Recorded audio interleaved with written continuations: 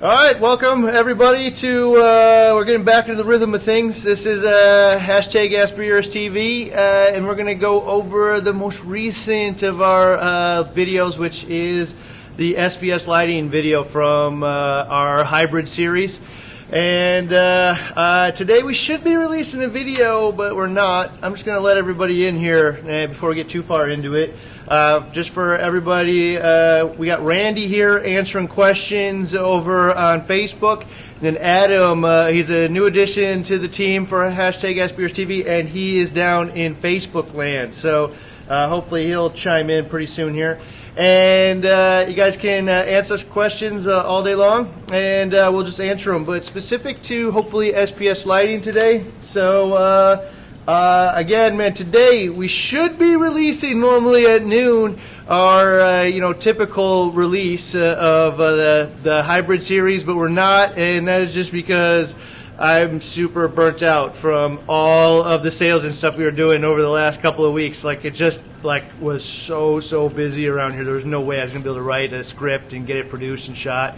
And I took a good opportunity for Dave, our editor, to go ahead and take the week off and enjoy his family and whatnot. So today, man, we're going to really talk about that lighting. I got a bunch of questions here that I pulled off of the YouTube questions. Maybe we'll get through those. I'll answer questions right here directly from everybody that's watching. And both on Facebook and YouTube. So you know what? And the ones that I miss, both Randy and Adam will get. So make sure to talk to them. They love talking to all you guys.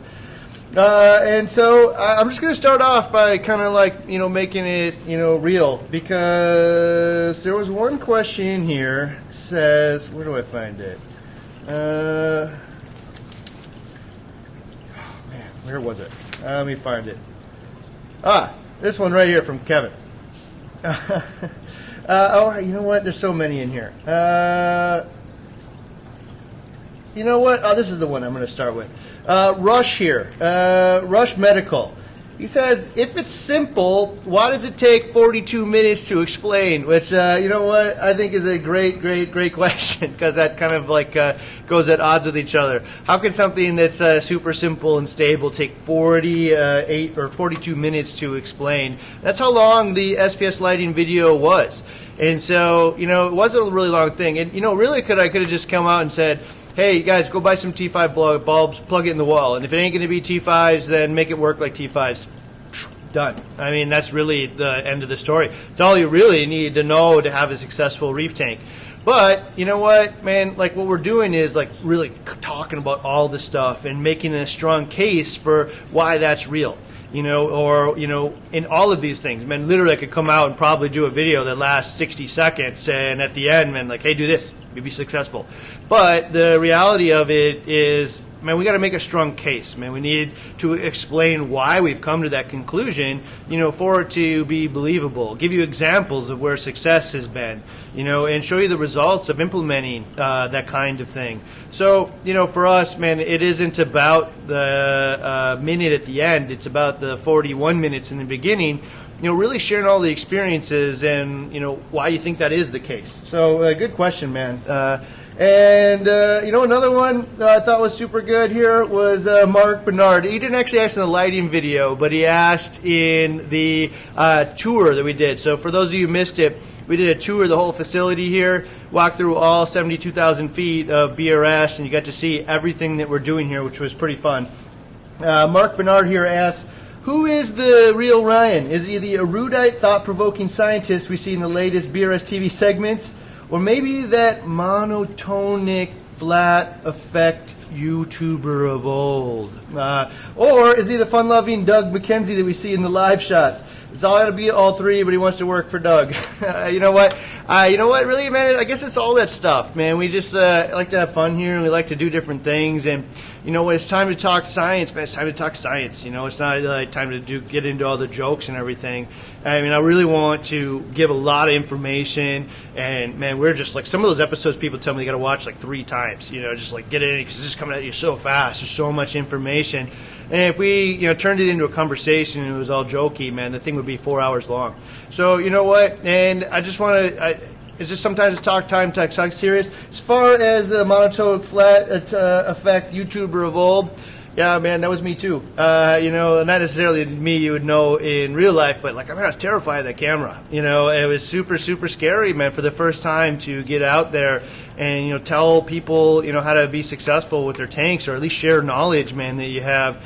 And it was really like this, you know, and super, super afraid, you know, of the camera. But you know what, man, that information needed to be shared. So, you know what, and all of you guys have been a big part of my personal growth and the ability to, you know, perfect and polish all that stuff so it gets a little bit better and easier to watch.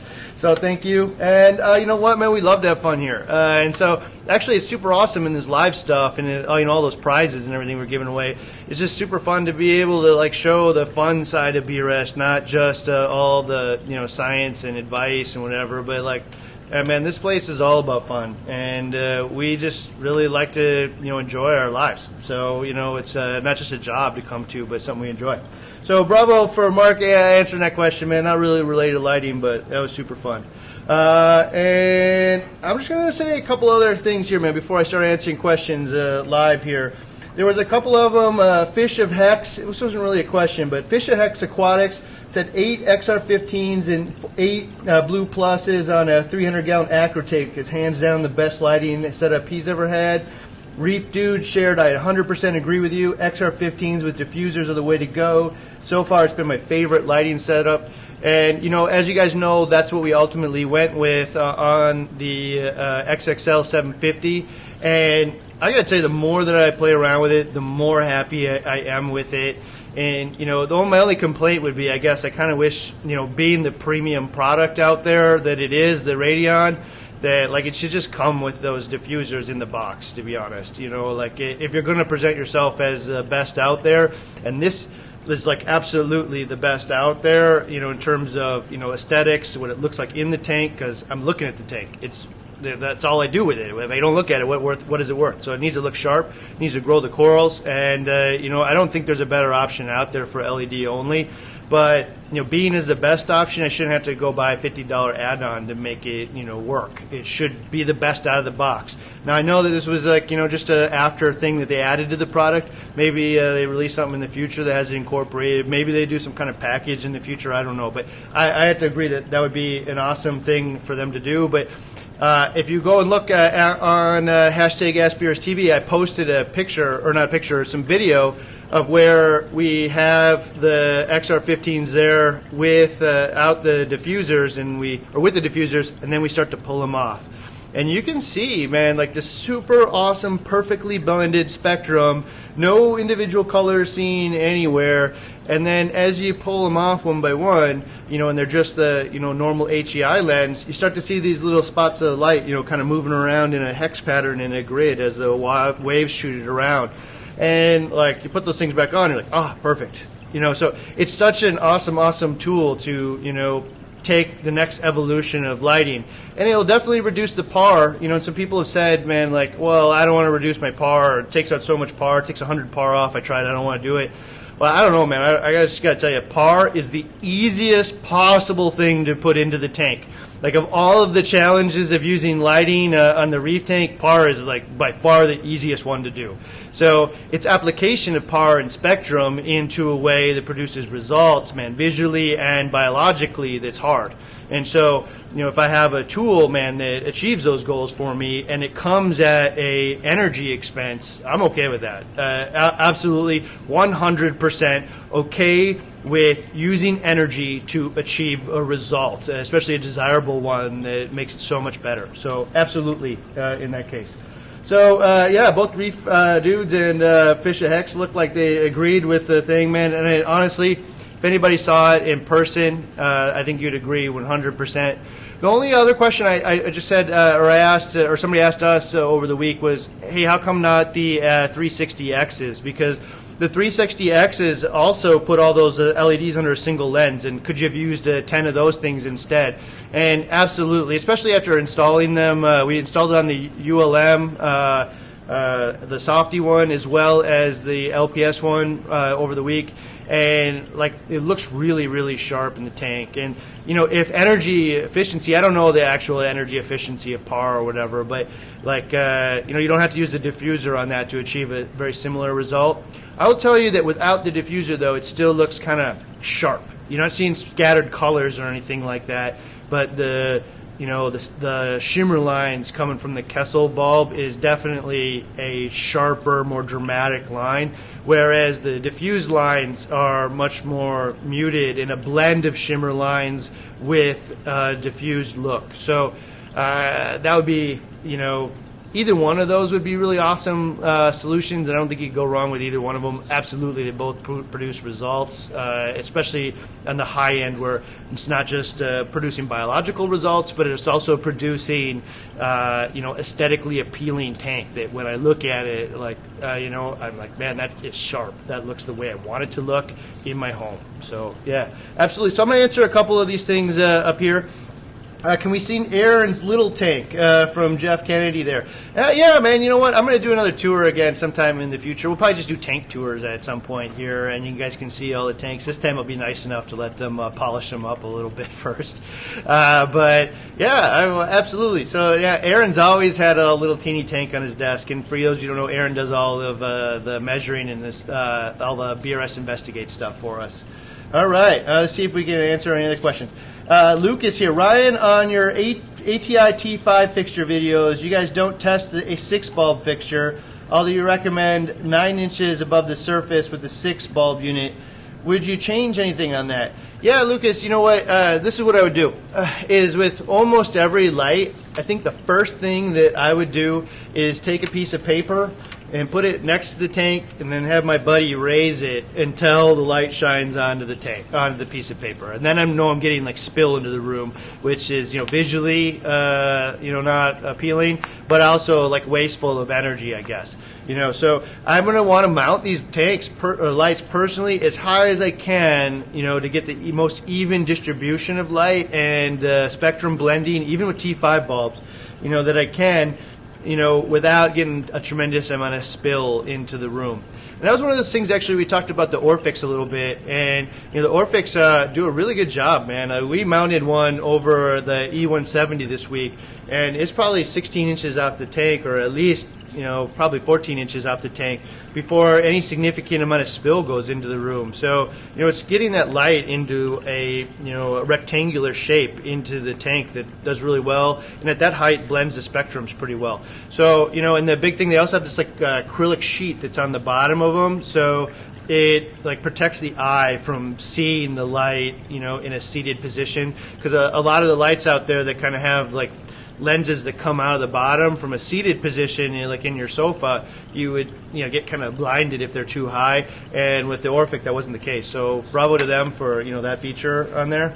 But yeah, so with the T5s, we measured them at different heights, so you can kind of get an idea of how the light distribution happens. I obviously couldn't measure it at every last inch, going up, or every last bulb configuration. But difference between a 4 and an 8 bulb. If you want to go to a 6. I think you can probably just, find the middle ground for those two and imagine a little bit of distribution effects.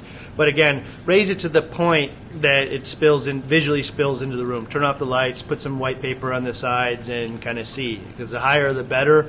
Within reason, maybe there's a thing like sitting down. I don't want to see it, so I'll put it a little closer. All right. John Latsu. Is a diffuser just for looks, or would the blending the colors help with coral growth? All right. So that's a super awesome question, man. And I think it's going to be debated for a really long time. So, what the diffuser is doing is, shining all of the individual spectrums onto, essentially like a white, coated plate or whatever. And then, re-emitting those photons into the tank in a more even dispersed pattern. And so the argument for it doesn't matter would be it doesn't matter, if they're blended perfectly, if the coral is achieving or getting the same amount of that spectrum of photons, so the 460 peak. Doesn't matter if it's perfectly blended if that beam of those things is shooting around and hitting it just enough times that it hits the same thing, right? So, that would be the argument that it doesn't matter. But for that argument to be, effective, you'd have to say that, like, it is actually hitting it the same, and we don't know that. And what we do know is all kinds of people have, issues with different corals. There's some corals out there specifically, like, I know a lot of people have hard times with bubble tip anemones, which isn't a coral, but, there's different, corals out there that just do not seem to like LEDs, and it doesn't seem to be par, and it absolutely could be you're blasting it with, these individual laser beams of spectrum. And when I say laser beams, I can see in the bottom that there's this red dot shooting all over the place, and it is, and sometimes not mobile, especially underneath like the overhangs and stuff where it's dark. You can see, even when there's ripples on the top, stagnant red dots or green dots or sometimes even blue or different shades. It's just sitting there, and it is reflecting off some surface. That means corals in there are getting like this, intense focus of those spectrums, and it can't be good for them. So can you have success without a diffuser? Man, absolutely. We've all, like, too many people have done it. But there's also, like, all of these challenges, man, over and over and over again. You see all these, threads on people who are challenged with their LEDs, and it doesn't come to an exact conclusion. But we're all using very similar tools, And so, like, let's start solving some of the known problems, which is, that T5 bulb was emitting a perfectly bended spectrum and not little laser beams of LED lights, refracted off of the surface into the little beams. It is definitely not happening that way. So, let's blend all those individual spectrums into one, man, and see the success that we get. And beyond that, visually, it just looks better. So, like, it's a win on all fronts other than maybe a little bit of energy efficiency, I guess. But, I'll spend the energy efficiency to do it. And I got to tell you, I think I'd be shocked, man, if the next wave of LEDs out there doesn't, have, diffusers or either diffusers or putting all the LEDs under single lenses be the primary focus. It's just, every conversation I have behind the scenes with everybody that makes this stuff and, like, all the pro reefers or whatnot, everyone says, man, like, the diffuser is absolutely the future, visually and biologically. This is where it's going. And in fact, like, I'm just going to go ahead and say it. Like, whoever comes out there and makes, like, a large panel diffuser is going to be rich. Like, whoever decides that, like, all right, I'm going to be the next wave and I'm going to invest in it and makes a light that, looks like T5s or behaves like it, which is a large blanket of light, man, is absolutely going to be the next generation, man. Some people are going to buy it. In fact, I've pitched to a lot of the manufacturers that, like, one of the best solutions would probably be something real similar to, like, the Philips light, where, which is, like, yay big, a little panel, that, I guess is yay big. And it has a diffuser and has a grid of lights on it. It's very much like T5 light. We're super diffused. And, that's super great for, like, a LPS or a softy tank, wherever. I got a couple of those guys over the tank that can be mounted pretty high. And even an SPS tank, you've got a bunch of them. But then, like, the ideal solution, like, sell these things for their application, so that light is adequate, maybe even a little smaller one, man, is adequate for the application of a softy or LPS tank. So name the thing softy or LPS light, right? And then for those SPS junkies out there, man, like, who just, like, want wall-to-wall SPS corals, who want big, huge colonies and whatever, then the best solution for sure is a giant panel of light that covers the whole tank. It hits the corals from every angle, coats the coral in a well-blended amount of photons from the right spectrum, and, like, just unarguably, like, you can debate, like, what's going to sell the most. You can debate, like, what's going to be the most profitable. You can debate anything. But if you're going to talk about what's going to produce the best results in a reef tank, it's going to be a large panel of well-diffused light. The easiest way to do that being T5s, but, open and honest, a lot of people just don't want to use bulbs. T5s just seems like old technology. I will tell you, like, that's kind of silly. It's just use technology that produces the results. But, end of the day, man, like 99 or 8% of all new lighting purchased for a tank is LEDs. So we just got to kind of own that. And, a big panel of well-diffused LEDs over a tank is going to produce super awesome results. All right, let's pick another one. All right. Do you have any, Alex here, do you have any opinions on the aquatic life edge? You know what? I don't know what life that is. So I'm going to have to pass on that one. Sorry. Let's see here. We got one down here on Facebook here. How is the disco ball effect on the Atlantic? Those individual LEDs seem to be pretty far apart. Hey, that's a good question, Paul. Down on Facebook here. So I would say because you mount the Orphic is designed to be mounted higher, it is less disco-y than the other options out there, but it still exists. You can still see the fact that you got a grid of LEDs above the tank that aren't diffused, and so you could say, oh well, I guess I don't want that. But then you should definitely say, I don't want the hydras, I don't want the radions without diffusers, I don't want the verbs, I don't want all of them. Man, like all of them do that.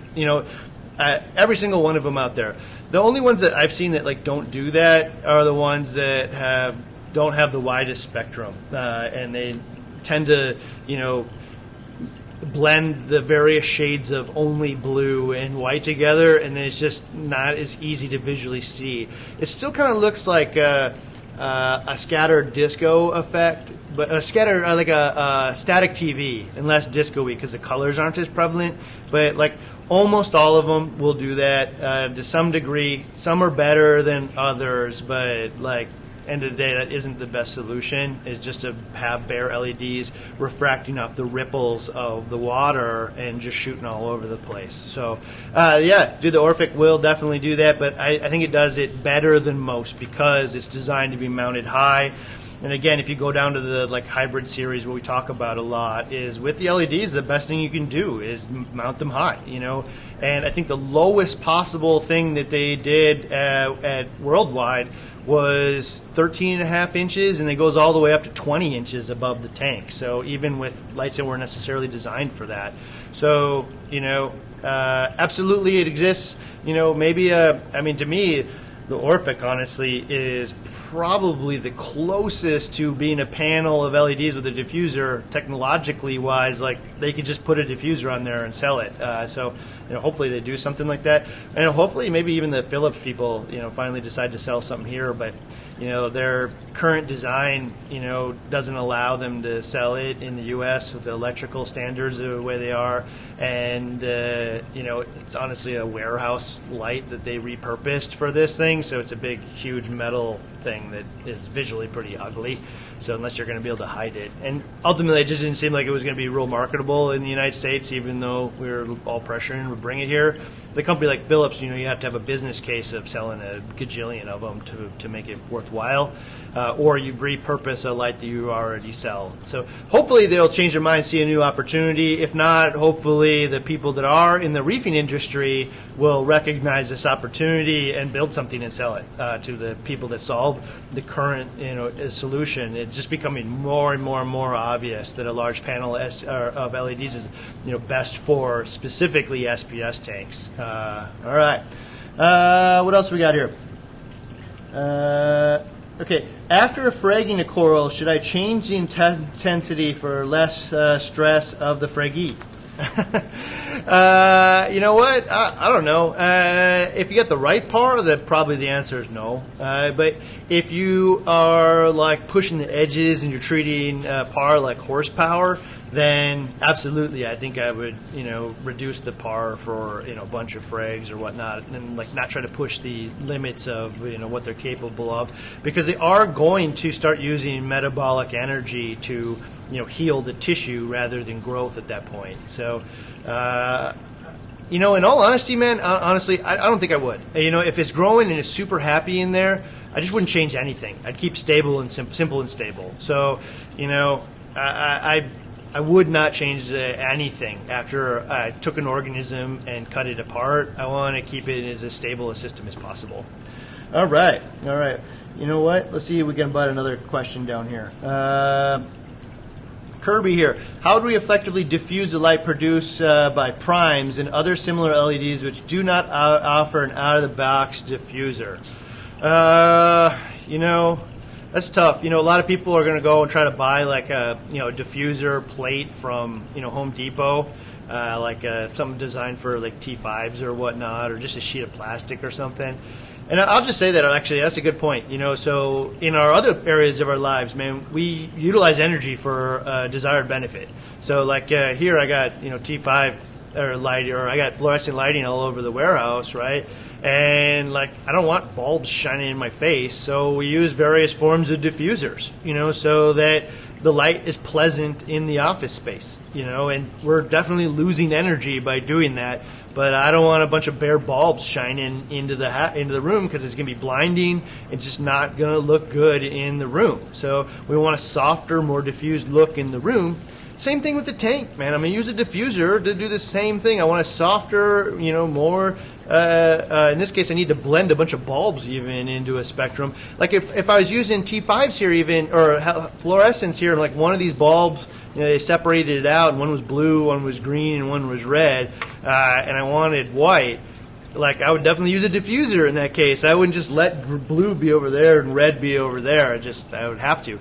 So, but to answer your question, like what I would do, I think it's called Rolux or Tough Rolux or something. There's like diffuser material out there, and it might even be the stuff they're using in a lot of it. But this stuff is designed specifically to diffuse and blend light sources together, and so it's an engineered material. And you can find it like B&H Photo and stuff, and they use it, for photography or video use or whatnot, where they got different types of lighting they want to blend together or soften or whatnot.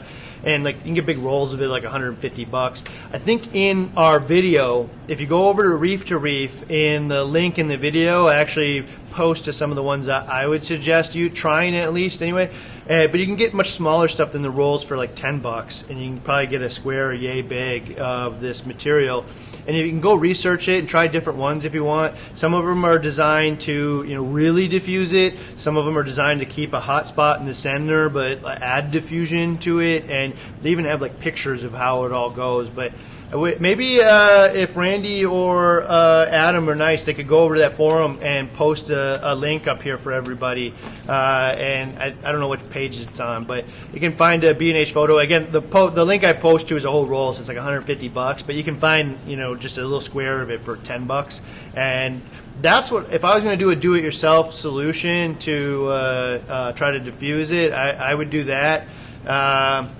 I guess I'd try a frosted piece of glass, but I would expect really huge loss of par in those cases. And in this material, it's designed to let light through because it's still trying to illuminate something. It's just trying to use an engineered material to illuminate it in a very specific way, rather than just letting all of the light through. So I would try, the distance from it and exploring that. So with the primes, I guess that's what I would do. I might.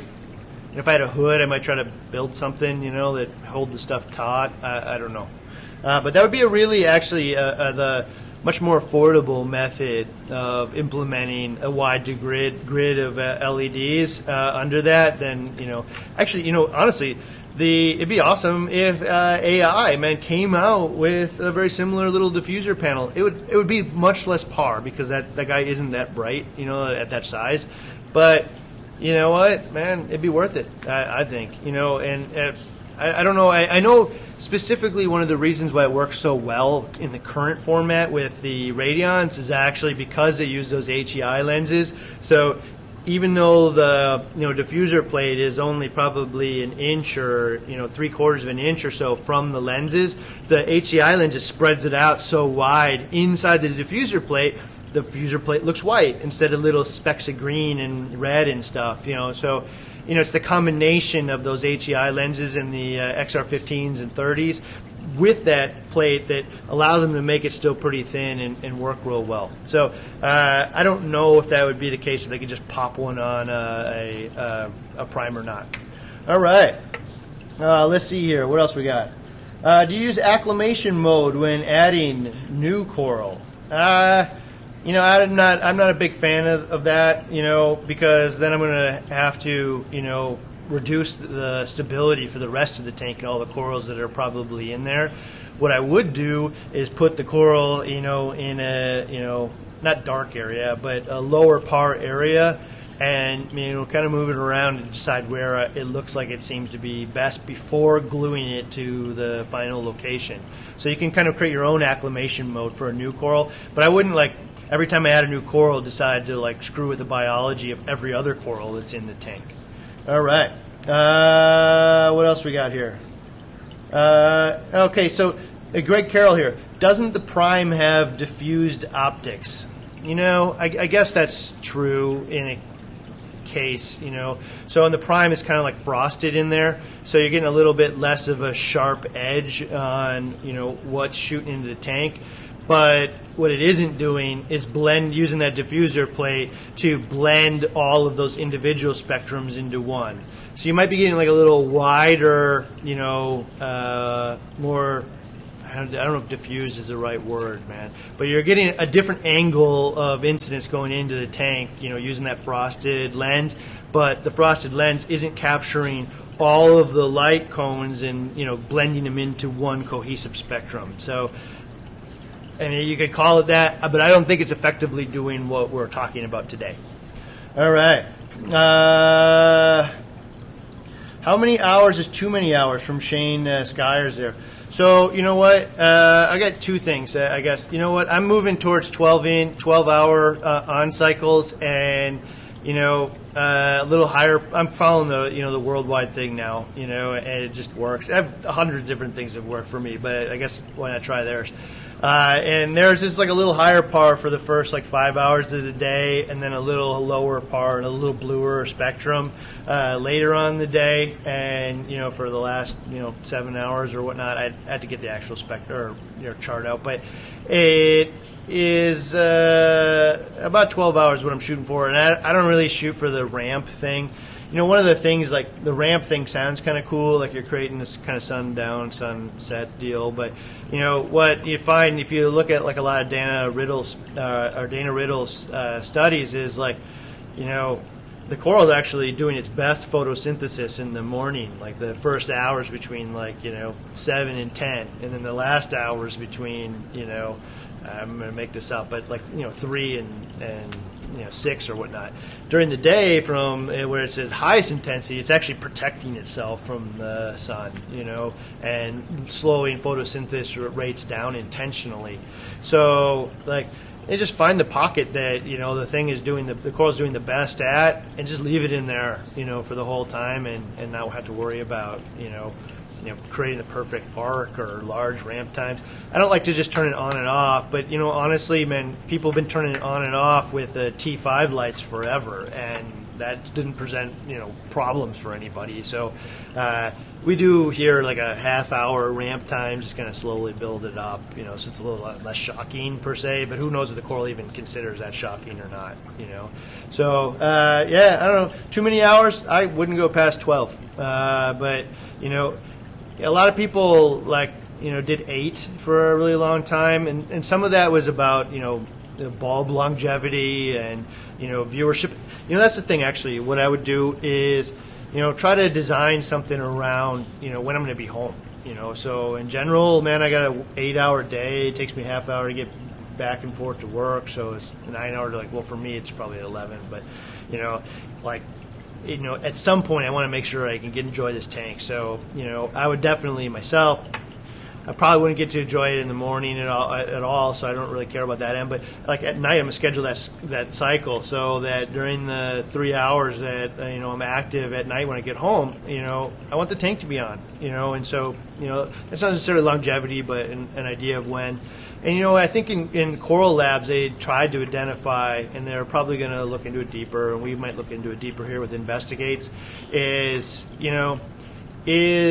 300 par for 10 hours the same as 200 par for or I should say 200 par for 10 hours the same as 300 par for 7 hours. Can you go higher for shorter periods of time? And if the coral is producing adequate amount of photosynthesis and energy, and it's going up 30%, maybe because it's producing that much more sugar that will stay inside the coral. And it could be that way. It's certainly going to be adequate in either case. So, all right, what else we got here? Terrence. Have you shared your WWC BRS Radeon settings via Sheem and Apex Fusion? If so, under which account so we can find it? I have not shared our Radeon settings in the Sheem, but you know what? You can. That's one of the cool things about the Apex. You know, I'll give Terrence a plug here. Is there's a lot of different settings when you use the Apex. You can go into a Sheem, find out what everybody else is doing, specifically the BRS team, search for it, and just implement it. So I'll make sure if we do that Randy or Adam post that in the comments of this specific video or in the Reef to Reef thread. All right. Okay. Don't reefs experience cloudy and waving conditions, and does PAR need to change daily?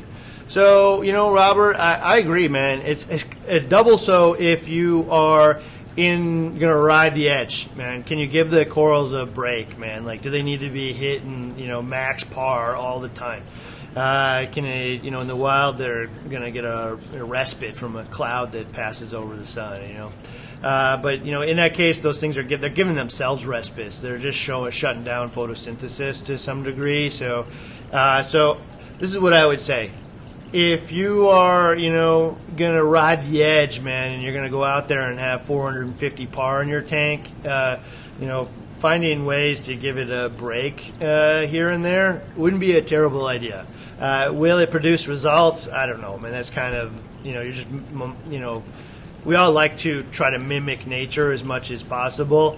Will it produce results? I don't know. So that's kind of like where I go. Like, keep it simple and stable. Like, I don't think, lightning storms over any, benefit at all. Clouds, maybe. Dust to dawn, ramps, maybe. But if you go ahead and look at the type of success that WWC is achieving with those 3 tanks and say, well, I'd be satisfied with that. Well, there you're done. You don't have to have any more conversation about it. Like, that produces results, and cloud effects may actually reduce just as likely to reduce the effects.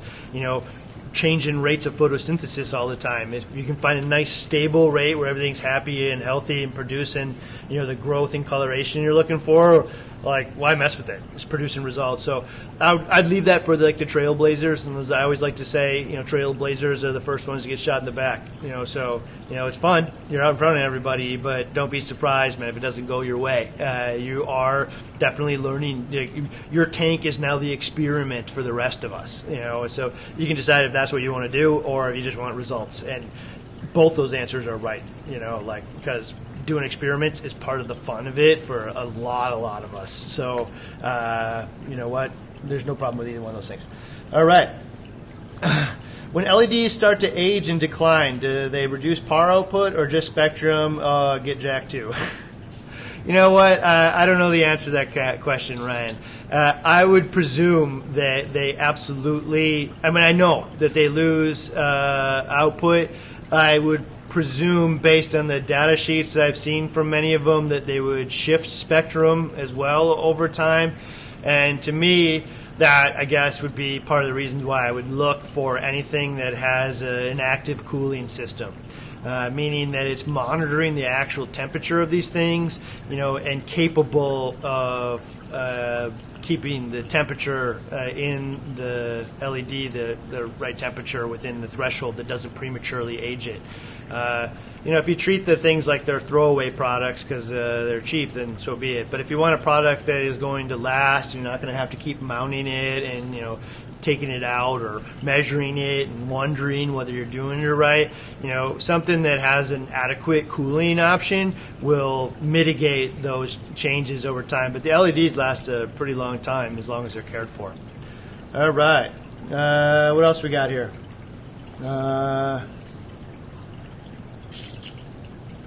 Let's see here. How often would you recommend changing T5 bulbs? I used to change them every 6 months. Is that still the standard? Hey, Wendy, I'd go check out a video we have on where we measured how long you change them, or you should change them out. I've heard everything from 3 months, which is it's insane. But that was actually in the Zeovit method. I can't believe it. It says every 3 months in the catalog or the instruction booklet for them. But like a lot of people say every 9 months. Everybody says 12 months. They whatever. Some people never change them. What I found was, I think I would probably change them somewhere between, right around 18 months. So like about a year and a half is where I would see, enough drop off that I would change them. But again, in that investigates video, you can, watch actually, how they drop off, every 3 months or so. And so, I checked that out. I found that dimming them didn't really seem to have a major effect on them. In fact, they may even last longer dimmed. I found the ATI bulbs were my personal favorite, and they lasted the longest and had the most stable output. The spectrum shift that everybody's talked about, they say it's yellowing over time. I gotta tell you, I think is just a myth. Maybe that's in halides more, but like I did not see any real spectrum shift in the lamps over time. The blue ones, like the blue plus, almost zero.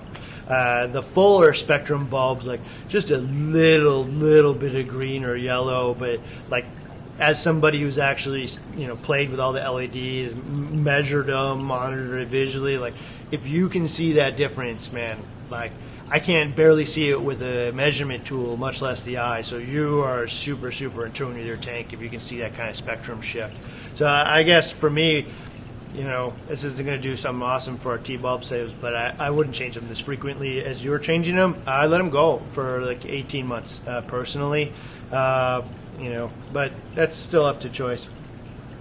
Reef Dudes, the par meter rental is a cool service. Yeah, so for those of you who don't know, we are now renting par meters here. It's like $40 or $50. There's two of them. There's a 510 and the 210. People ask which one I should get. I would tell you get the 210. Save yourself $10. They're going to produce almost identical results. The 510 is a little bit more accurate. I won't go into all the details as to why, but like only marginally. So the better in this case to me would be like if you care about the difference between a measurement of 250 par versus 260, well then get the 510. Spend this $10. But in all reality, nobody is tuning their tank that closely. Like they're going to refine it to the point that 210 and 230 make a difference. We're just trying to ballpark it. The tool really is only designed to make sure that I'm not like blasting the corals and doing 800 par in certain spots. It's making sure that not only is it adjusted to hit the par range that I'm looking for, but also that it's raised and distributed in a manner where there isn't giant hot spots and dark spots. And the dark spots you just can't see with your eye, man. Like you can see really dark spots with your eye, but it isn't. The difference between 300 par and 600 par visually is almost nothing. Visually, it's almost impossible to tell. You have to have a really well-trained eye and probably a tool that you could confirm it with even to get a better idea of what you're doing. And so that's kind of part of the thing here, man, is what we've discussed in the video, and I'll just bring home, like super home. Like these things are not toys. The like app that I bring out and I start monkeying with my light and I'm changing the spectrum all over the place and it's fun, man. It's like almost like Candy Crush, I'm playing with it all the time. So like it isn't that, man. It's a life support mechanism. I am, providing energy for an animal that desperately needs this energy to survive. And they've grown a millennia under certain spectrums, and they will absolutely adapt to all kinds of different spectrum mixes in the tank, as long as it's probably not way outside the norm, like getting blasted with red all day long or green and laser beam. But like they'll adapt to anything. What they won't adapt to is me changing it every Thursday because I want to do it, or showing my friends what it does and then I forget and leave it in that range. It's not a toy. Like it is a life support mechanism. Change it to what you want it to, and then leave it alone. Don't keep playing with it. And so Also the par, man. The par is like a new conversation that just isn't. I mean, I shouldn't say new conversation, but it's a newer, more important conversation. It used to be because before we had these like readily available standards. Use 2 of these halide bulbs and this reflector, you're done. You don't have to measure par. Like this is the lighting source that you need to achieve this result. Grab your 6-bulb T5, plug it in the wall, man. Use some bulbs that everybody uses. Bum, you're done. Like there is no question. Like, hey, you want a little bit more par? Hey, man, we'll do a 8-bulb one then instead. You'll increase the par 25% or whatnot. So like it was a really easy, solution. Like overdoing it was difficult.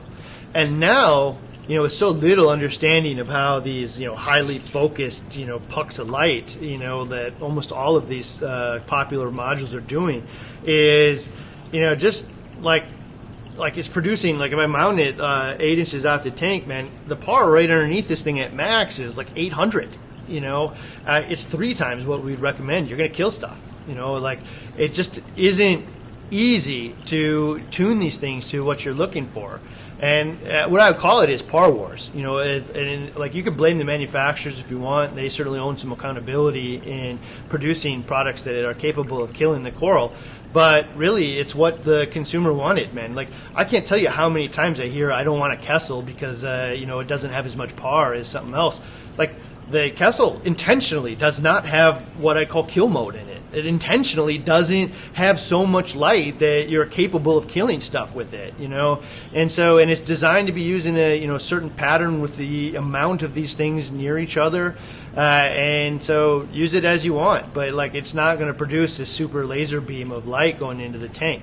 So I guess for me, having a par meter is like critical. If I want to, especially in an SPS tank where I'm probably going to invest a fortune over the years into these corals, with the par meter, man, like one coral dies, I should have got the par meter, especially over the years. If the coral actually turned into a colony and then shaded itself because I implemented the par wrong, this is a $300 colony now, maybe, in some worlds, thousands, So, like, if they were fragged out and it's super special, so, like, in a $40 par tool and making sure that I implement the lighting properly is nothing. So it was a big deal though when it was $500. Paying $500 for a tool that you're going to use for a week or so is a pretty hard pill to swallow. But to rent one for $50, implement my lights, measure, and you know what? Like it ain't that hard, like you can do it inside of 15 minutes, just change the lights until you got the par in the different places that you want. You may learn that I needed a couple extra lights to get rid of the low or high spots and get rid of the, laser beams at 800 par at the top and, raise them up higher or whatnot. But for me, if I'm going to do an SPS only tank, the par tool or the par meter, probably the best $40 I could spend on the whole tank, man. Like, probably nothing out there is going to give me the return on investment of measuring the par and implementing it properly. So, thank you, Reef Dudes, for talking about the par rental service. I think there's like 20 of them out there. They'll probably add more as people get used to it. I will say, there's like a complaint out there that we charge a pretty substantial deposit on these things, and that's to make sure it gets back here. You're buying it with a credit card, man. Like the interest on the thing is going to be like $3 by next month if you return it on time. You could even order the thing at the beginning of the month and return it before that. Probably never even see a charge on your credit card. So, outside of you're not using a credit card, I don't know. Like maybe we'll implement a better way of doing that. Hold the charge or something. But right now we don't do that with everything else. So we'd have to implement a whole bunch of technology to achieve that. And I just wanted to get this thing out to people as fast as we possibly could and make it available to people that want to use these things. Send it in, and send it back. There's pretty minimal charge in the end. All right. Robert Noah, is the ability to tweak color the main reason why we switched to LEDs? T5 seemed to be one of the most solid and stable ways to create a successful reef tank. You know what, man? I mean, Robert, this is a good question because Honestly, man, like if you want results, well, what do? Funny, actually, one of the comments in here was take a shot every time Ryan says results, and I say it a lot because that's what I'm looking for. I'm not looking for a myth, I'm not looking for some kind of I hope it does something, man. I want actual results, and if I have a bank of T5s, which is well diffused light, and I plug it in the wall, I'm going to get results out of it. So why would I switch to LEDs? So I mean, there's like the first and foremost is just because I don't want a archaic technology on top of my tank, which is a terrible reason, to be honest, man. But you know what? People don't want it. They want to buy LEDs, man. They want LED headlights. They want LED lamps for their house. They want LEDs. Like nobody's buying fluorescent tubes for anything anymore. So it just doesn't matter, man. It's just hard to get people to want to go backwards in terms of technology. But there are real benefits, So, it's specifically if I'm not doing a super challenging tank, I'm doing like a SPS tank or a LPS tank, softy tank, or like a mixed tank with really well-placed corals that are intentionally going into the par areas that I want.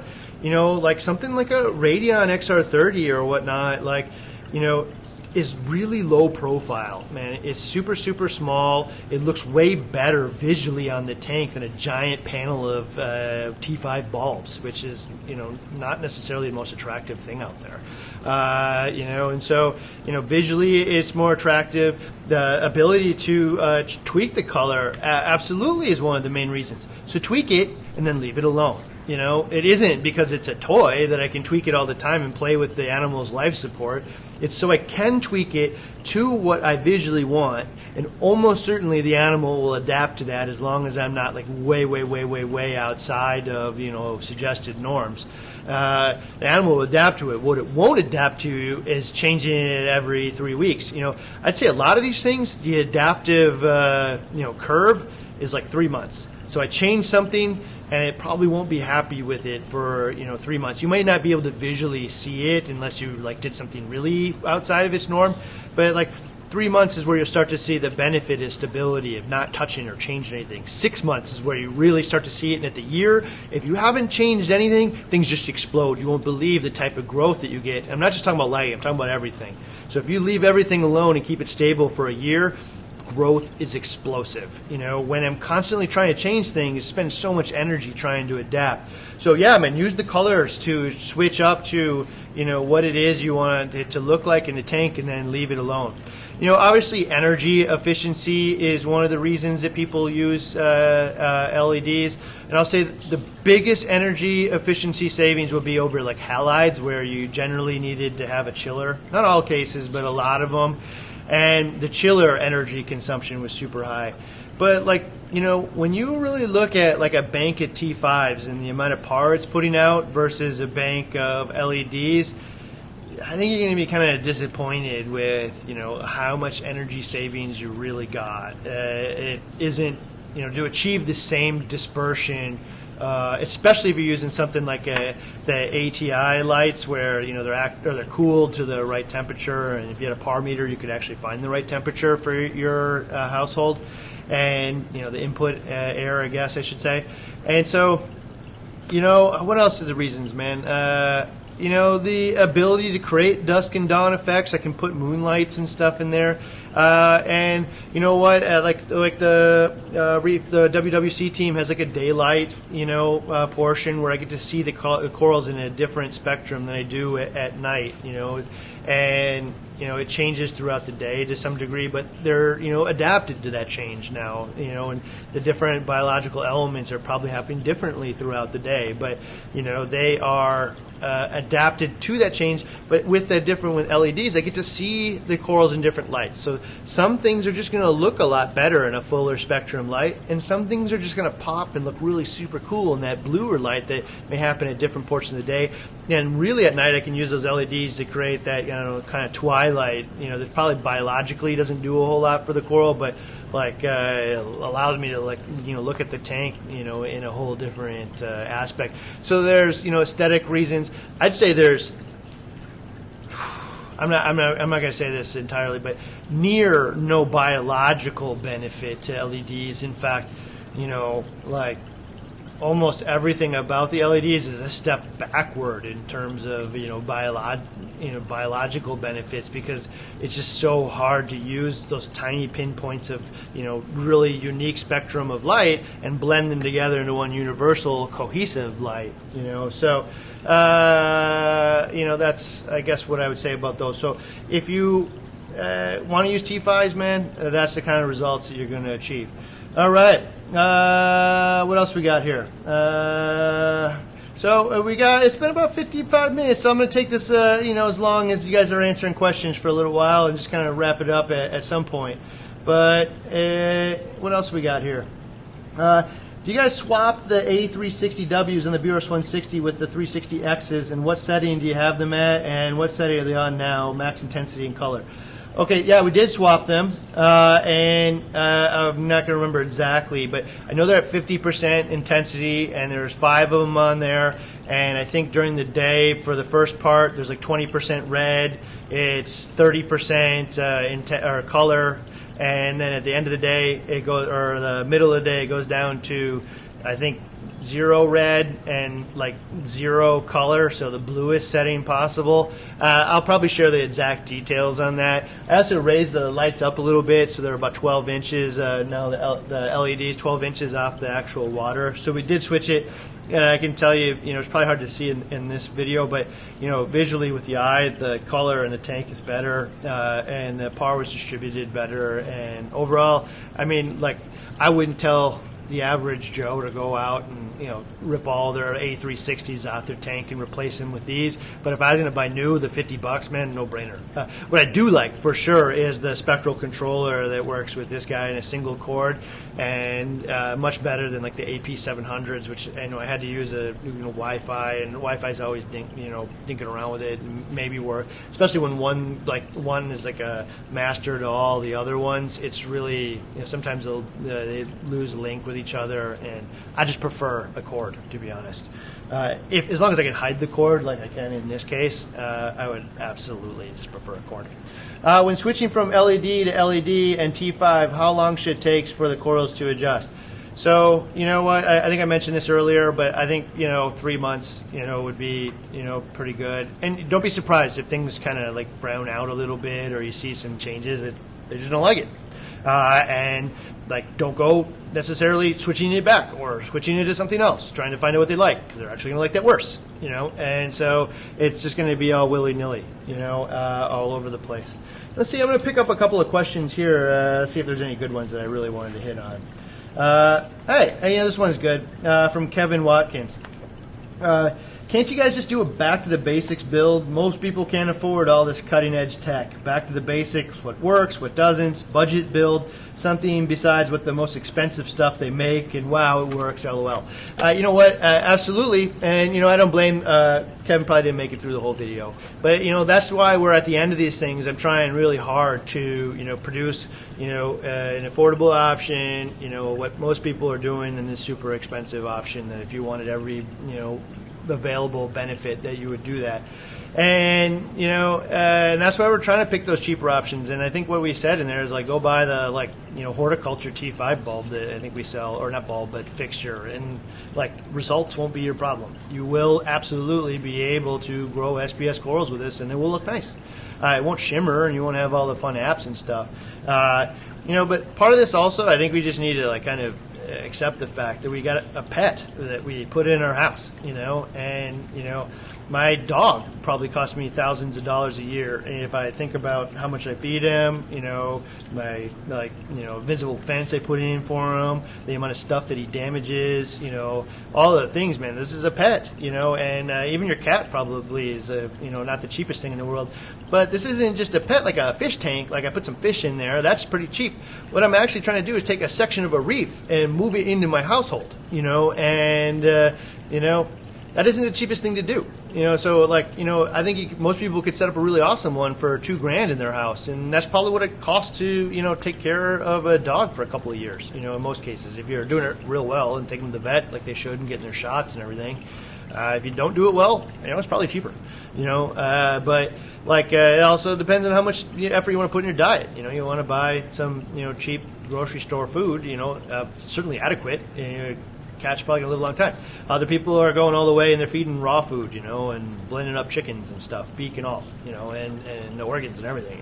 It's, their natural diet. Well, that's more expensive, So, there's like everything has this thing. So I just think acknowledgement a little bit of, this isn't like this hobby isn't necessarily the cheapest thing out there and super easy for absolutely everyone to do, but like you can absolutely buy a $150 T5 light and put it over the tank and produce a solid tank. We have all of the options that like a $2,000 tank or $5,000 tank has, but man, you can absolutely do this and have an awesome reef tank. So thanks for Kevin, man, just bringing it out, making it real. We talk about a lot of things, and the nature of this, what we do here isn't, how's never as the option, man. How is the cheapest possible way to do this? Like it just isn't in my DNA.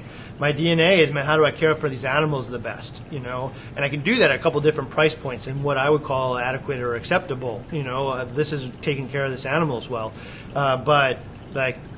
Cheapest isn't ever been the way for me, and like cheapest doesn't produce the best results. So, it may produce some type of result, and an acceptable one maybe, but like that isn't our goal. Our goal is to, take care of the animals properly. Hey, you know what? Mark Lopez asked, can you do a second video series covering LPS tanks? I think that's a great idea. You know what? Hopefully after this one's done, because this one's going to give you the roadmap. Hopefully what we're going to take all this information, there'll be like, I don't even know how many hours of information and debate and whatever we'll talk about, but hopefully I'll boil it down into like one little sheet, man, X, Y, Z, man, I can check off the little boxes on 8 different things, and man, I have success. It's done. Like hopefully we'll boil it down into a method or system that is really easy to replicate, and then we can do that for an LPS tank. Tell you exactly the best way to do it. Probably won't be that different. Just some par changes, some flow changes, and maybe a little bit of nutrient changes, but like less effort into probably chemistry and whatnot. Let's see here. Let me see if there's another one in here. Hey, having Brian N. Having our Red Sea Reefer 170, would a single XR15 with a diffuser be as good or better than using an XR15 with the Aquatic Life T5 hybrid, or would using the XR15 with a diffuser and the T5 hybrid be the best? All right, this is a good question, actually. So the diffuser will visually, the XR15 on the, I think that's like a 37-gallon tank or something like that. But like the diffuser on that thing will visually make it look really sharp. I won't see any hot spots or scattered light shooting all over the place, and it will look really nice. But it won't be that end-to-end blanket of light for the whole tank. So that's where the hybrid option comes in with the Aquatic Life, adding those banks of T5s on the side of it. Now, biologically, I've coated the whole tank in a blanket of light that's super hard to shadow, hits the corals from a variety of angles and what we're looking for. And then asking, would the XR15 diffuser with the T5 hybrid be the best? And I'll just go ahead and say it. If I'm going to do it that way, I'd probably use the Kessel. I probably wouldn't use the diffuser, because once I take that naturally diffused light from the XR15 with the diffuser, and then I diffuse it even more with the T5s on the side, I'm probably going to lose almost all of the shimmer in the tank, right? And now you could just not use a diffuser on the Radion, but I'm still now going to get what I'm going to visually be able to see probably is some hot spots. It's going to make it a lot better, because I'm going to blend all that out with the T5s. But I'll probably visually be able to see some spectrum hot spots shooting around. And whereas if I use the Kessel, it seems to be like the perfect T5 LED hybrid for me. It has one, spot of light on there. It's well blended spectrum under a single lens. Creates one point of shimmer rather than tons of them, and then blend that out with the T5s, and really my perfect solution. In fact, that's what you're looking at. Well, actually right now it's only the LEDs behind me, but the camera doesn't always do it justice. But yeah, that is the best possible solution. So I probably wouldn't do the XR15 diffusers mixed with the T5s. All right. I'm going to just state a couple of things right before we answer a couple more questions and wrap this up. And for me, man, if I could wrap the whole thing up, and I could just tell you, like, this is the one thing that I would do for lighting with an SPS tank.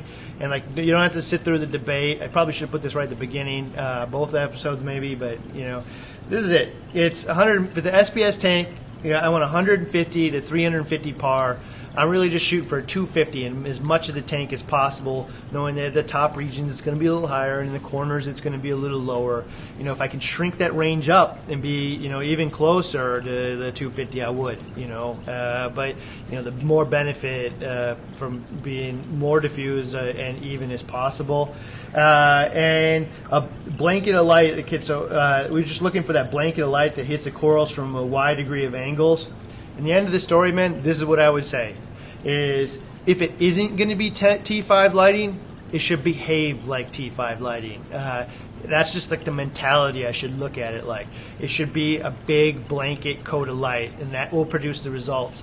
And again, remember, I'm not talking about my tank day one that has little 1-inch frags in it, because almost any light source will probably work for those things. It's when not only does the coral get really big and start to shade itself, but the coral next to it starts to shade it and intertwine with it. Like now, man, like getting light to this thing is a challenge. And so, you know, I want to think about that beforehand, or at least acknowledge today I'm going to use XR15s and I'm going to spend half the money and usually only half of them, and down the road I'll add some more in or whatnot. But, you know, ultimately by then you'll probably just want new lighting when it comes out, you know, so I don't know if that's the case. But like, yeah, so if it isn't T5s, it should behave like T5s. Hey, and for all of those who are wondering, on the the E Series 170, we ultimately decided, you know, I looked at the YouTube comments, and the YouTube comments said largely go with the Orphic on that tank, and I did put it on there. We hung it. I'll probably throw it on Ask Beerus TV over on Facebook, or maybe my Instagram, Ryan Beerus, but take some pictures of what it looks like, because it looks really sharp. It's hung up there, did really good, awesome job. And then I made the mistake of putting the poll in that group about which one would you like to see, and by far, like 3-1 was they want the aquatic life with the Hydra 26 that came with the fixture. That's what people want to see, and ultimately it's the best option of the two. The Orphic, man, if I don't want to run T5 bulbs, is awesome. It looks super sharp, has really wide range of color, and like we measured it, and it would absolutely produce results. There's no question. But like the T5s, like if it isn't T5s, it should behave like it. Well, if you have them to begin with, and it's the best option. And coupled with the 26, the AI Hydra 26 that came with that is absolutely the cheapest option, and like what we're going to roll with for that tank. So there's that. So I'll answer like just a couple more questions here, and then we'll call it a day. For me, man, really the lighting thing was super important to me, because it like just doesn't have to be hard. Just acknowledge what we're trying to achieve, and then it becomes really easy. I'm trying to achieve a blanket of light over the tank, you know. And again, this is specific to an SPS tank. LPS tanks and whatever are a lot easier. All right. Any research in trying to use 12 Gannon nano here? Is there any research in trying to use mirrors or reflectors to illuminate the fronts and undersides of corals instead of being a complete shadow? So, you know, there's a lot of talk about that kind of thing, like especially like if I'm going to go bare bottom, like now the bottom's black instead of white and whatnot. And like, you know, ultimately anything that you put on the tank that is going to be there stagnant is going to turn purple. You know, if you're doing it right, you're going to grow coralline algae everywhere. So, you know, the bottom of the tank's ultimately going to be purple no matter what, you know, especially like if people talk about gluing sand down or whatever, that's exactly what happens. If I put a mirror down there, eventually it's just going to turn purple if I'm doing it right. And so, like, yeah, I mean, there's absolutely ways to get around that.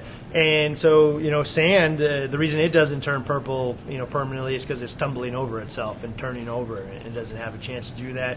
And for that, you just have to weigh, you know, is the benefits of the extra flow better than the light? And in every case that I can consider, and there's other reasons to have sand, you know, aesthetics and biology for certain fish are the biggest ones. But like outside of just like if I'm going to have better results with my tank, I think the par reflection off the bottom of the tank is going to be pale in comparison to the ability to add serious amounts of flow to the tank. That's just going to be a way bigger benefit in that case. But the mirrors, if it was on the bottom or even sides or whatever, probably turns purple unless you keep them real clean. In fact, in most cases that I've seen, like mirrors and just white produce very similar results, like marginally different, but like I've seen a lot of tanks that like had white backgrounds and stuff in there. Oh, this is the other piece of it. Why like nobody would use a lot of these things is because light surfaces just look dirty all the time, especially white. Just looks filthy, anything gets on it. Black, really hides dirt and detritus and other things. It looks good with purple as well. So, all right. What else do we have in here? Answer a few more questions. We'll call it a day. When will you do a review for the new Kessel 360X? That's a super good question, man. I'm tempted to do it next week, which means that I'm going to put the hybrid series off because this is going to take a whole week to edit and do. But the information's already done. So I've already taken all the information down. We have the data points to share. And I'm super tempted to push it out a week. If we don't, I don't know, man. It's going to be really hard because, the hybrid series obviously is super interesting to everybody. I don't know. I'm not exactly sure how we're going to prioritize it, but all information's there. I'll try to get to you as fast as possible. But I'll tell you, the 360X, I think they're both, and the old one are both 90-watt lights. I mean, I can give you all the information you need to know right here. They're both 90-watt lights. The lens does, change the pattern a little bit better, which means it's wider. It has extra colors in there with violet. The actual peak of the, normal Kessel logic is a wider blue. It looks a little better. You have red and green in there. You can now plug in. It's way lower profile, which is nice. You can now plug in a series them with a K-Link together. There'll probably be a Wi-Fi dongle for one of them, and they control the rest. And you also don't need to have individual power now for the Kessel light. It powers through the USB-C connection. So very similar. Like, you're not going to see major par gains, in my opinion, and you shouldn't be surprised because they're both 90-watt lights. But like color representation better, spectrum's wider, diffusion is wider. You still like that single lens blends all of them into one color really well.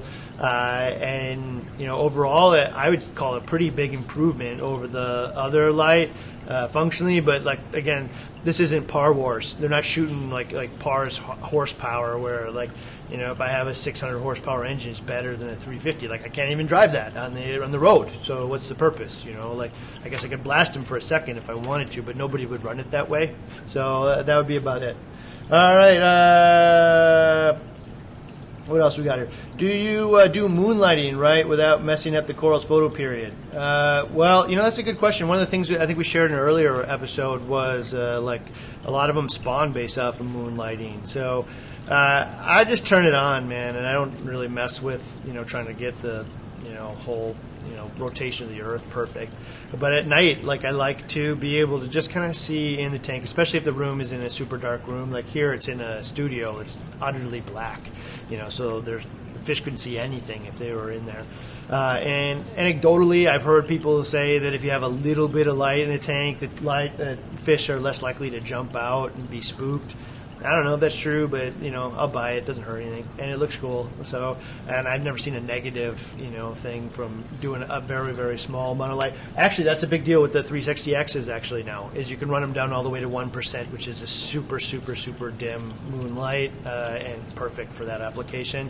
Whereas you couldn't turn the old 360s down that far. The one thing I will say is, I've talked to people who are in the world of trying to make coral spawn, And one of the things you see in the wild is some corals like actually don't spawn anymore. They spawn at weird times because of ambient light from major cities that are many miles away. Reflecting off clouds and stuff. The artificial light in the world is changing how corals spawn. And so if you wanted to like spawn them in your house, you can do it actually.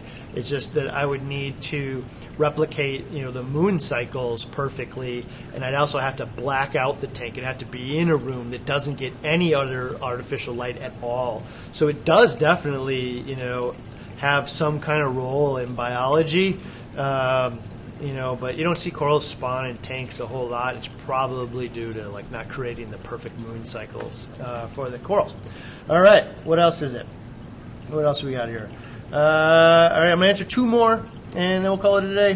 What am I?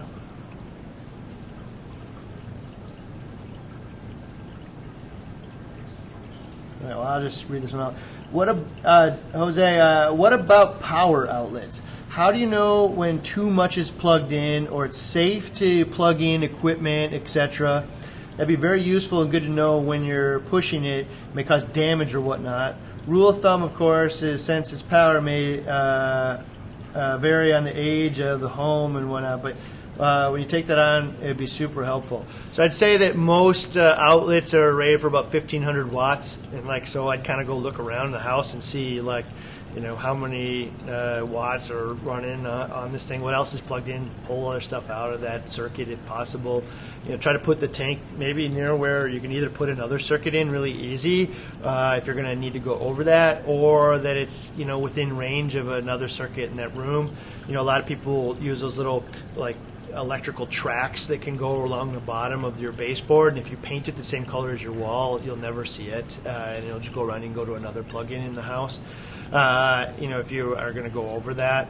But yeah, one of the things for me, I like to buy things that I buy at once. Now I bought my first tank, I bought 4 different protein skimmers before I got to the right one, and I don't like to have weak links in the whole system. So if you go buy a power bar from your local hardware store and it costs $3.99, it has probably, after the hardware store made money on it, the distributor made money on it, the manufacturer, and the thing was shipped around the world, probably has about 62 cents worth of material put into making that power bar, and you should have about that much expectations of results out of it. It may work, but if it fails you, don't be surprised. That's what it is. If I'm going to plug in my TV into it, so be it. It breaks, I would just go get a new one and plug my TV into it. But if I'm going to plug in $2,000 worth of gear that's life support for a system that is really important, I may buy a nice one.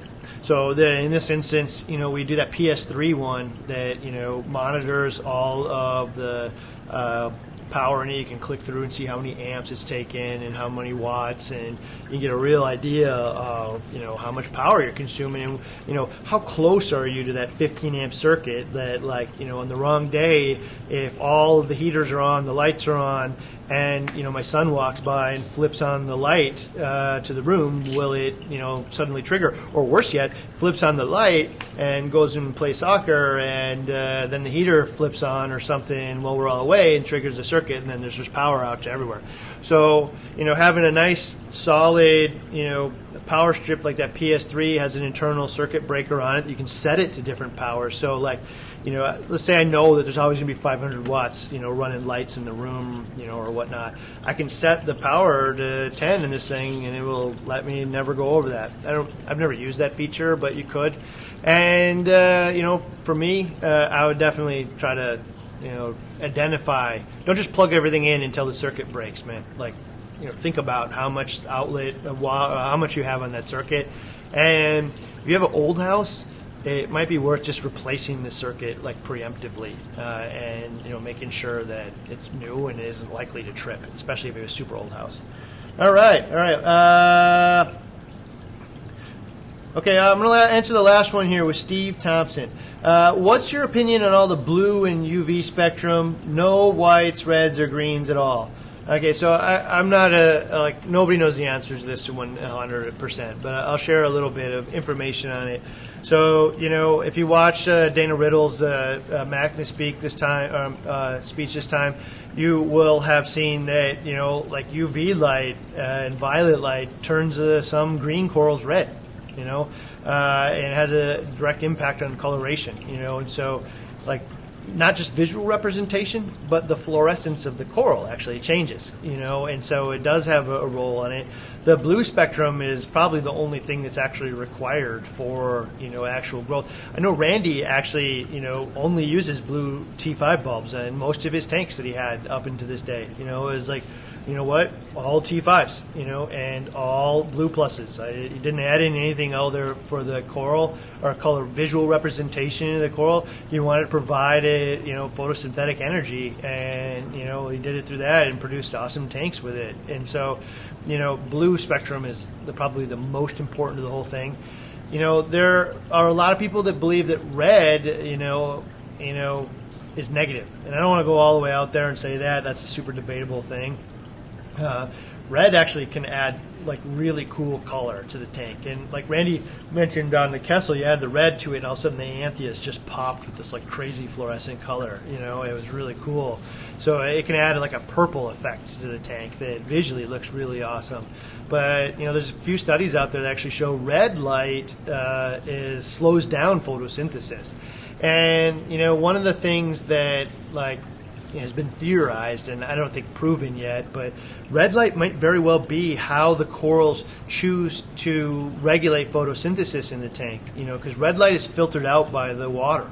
And so, as the, day gets stronger or the tides change or whatever in the depth of water, but, as the day gets stronger, more and more and more of that red light is, pounding the water, and more of it's going to get through to the coral. So the coral might not be able to have evolved around the ability to adjust intensity to the light, and it knows it's getting hit with like too many of the bright photons. It might actually be that it is adjusting to the fact that more red is getting, and the more red it hits, the more it needs to slow down the rate of photosynthesis so that it doesn't overproduce and produce like toxic oxidants and whatever and cause it to bleach. So there's been some studies that kind of like don't prove that specific theory per se.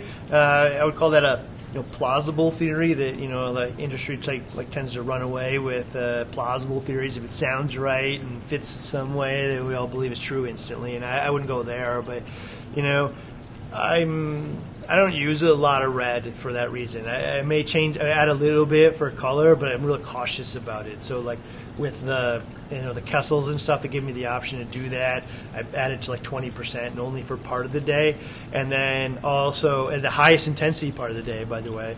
And the WWC team does I think the same thing. So they have a little bit of red during their daylight full spectrum period in the morning, and then they take the red out for the blue portion in the afternoon. So, that's my opinion, I guess, on blue and UV spectrum. And, white really, I guess, isn't really a thing. The big thing about white, I guess, is, that's often like, the blend of all those spectrums and often a perceived intensity. But that perceived intensity is actually often the green portion of the light. And the green portion, tends to not have a huge impact on photosynthesis or the biology of the coral. I mean, we don't know that for sure, but I mean that seems to be a part of the general consensus. So like the green may be used for visual representation if need be, but probably not going to have a lot of biological effects. All right. I think we're going to call it a day here. We got. I'm going to go one more. All right. Okay, there's one right down here. Brandon on Facebook. Will 3 AI primes do a 75-gallon tank, mainly LPS and SPS? My answer is yes. And a mixed tank, you could use 3 AI primes on a 75-gallon tank if you chose to put the SPS in a really well intentional spot, right? Again, I might spend the $40 and get a par meter, but if you chose to create high areas in the tank, and I chose to put the SPS corals in locations nearest the light, you absolutely could do that in a mixed tank. That would not do a wall-to-wall SPS tank. All right, well, I'm going to call it a day here, man, and remind everybody that what we're looking for with SPS tank is more isn't better. It's not horsepower. 250 in as much of the tank as possible in that 1 to 350 range. Blanket of light if it hits corals from a wide degree of angles. And if it isn't T5s, man, it should behave like T5s. And I'm going to we'll close out one last statement again. I said this earlier, so everybody's watching. If anybody creates a panel of well-diffused LEDs, man, I think they're going to get rich. So anybody creates a big panel LEDs like the shape of a tank, pretty much, it is going to absolutely be the #1 selling light for SPS corals. A panel that is diffused, where we're hitting all of the corals with multi-directional light from all angles. It looks good in the tank. It looks good. Its biology is good. I just hope that some manufacturer, like, here's the call. I know we actually did a poll not that long ago over on Reef to Reef in the lighting episode. You go check it out. And it said, is a large panel of diffused lighting the future of SPS reef keeping? It was nearly unanimous yeses, man. This is where the community is going. It's what the community wants. It's so obvious that if it isn't a panel of T5 lighting, it should behave like one to produce the best results. So, hey, man, like, give a big thumbs up here, man, if you'd like to see that from manufacturer. We can also scale down the intensity in the little pockets, so we don't have to make it so costly as implementing tons and tons of little teeny pucks all over the place. And it is absolutely what I would love to see.